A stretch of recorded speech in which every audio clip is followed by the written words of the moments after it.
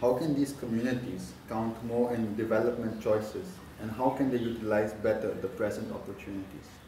You can take an example in anything, even say these high-rise buildings which are coming up in the city.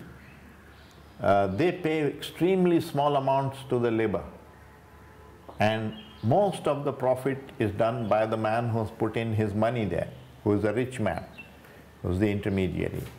Now, do you look upon that laborer as just an employee, or is he a shareholder in that entire effort of making the building? Right? Why should we not treat him as a shareholder? Why is it only that the man who contributes money is a shareholder, but the man who contributes labor is not a shareholder? After all, labor is also necessary. Money is also necessary. So he is supplying one component and the rich man is supplying another component. Why should they be treated so unequally? That's the injustice of it, and that's what keeps the labor extremely poor. So government tries to make minimum wages for labor, so that the businessman cannot underpay them.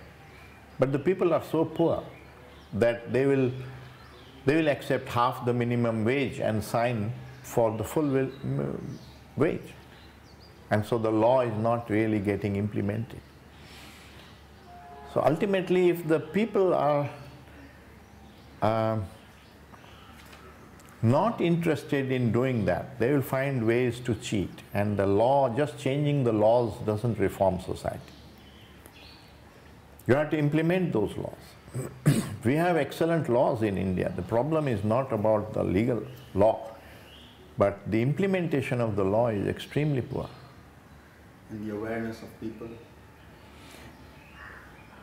I think the awareness of people has increased. Those days are gone when you could get villagers to just put a thumb impression and not know that they are being cheated. So they are aware, but they don't know how to change that. It's not as if he is not aware that he is being cheated. I have a lady who comes in here, maid who works for us. She lives in a neighboring village. She is a widow. She is supposed to receive a government pension as a widow, but it doesn't reach her at all. The Gram Pradhan just takes the money, gets her to sign, and says you will get it next time. Now, how do you prove this? She says this, but she would have to stand up in a court of law and prove it. So ultimately, if there is corruption at that level, some educated people have to take on this issue and fight for those people, because those people themselves are too poor. They can't go to court and fight against this. So that's the real issue, and I'm sure it is so also in Africa and Latin America, in all third world countries. And unless we can resolve that problem, whatever aid you may give, much of it goes only to fill the pockets of the middleman. It doesn't really reach to the ground level.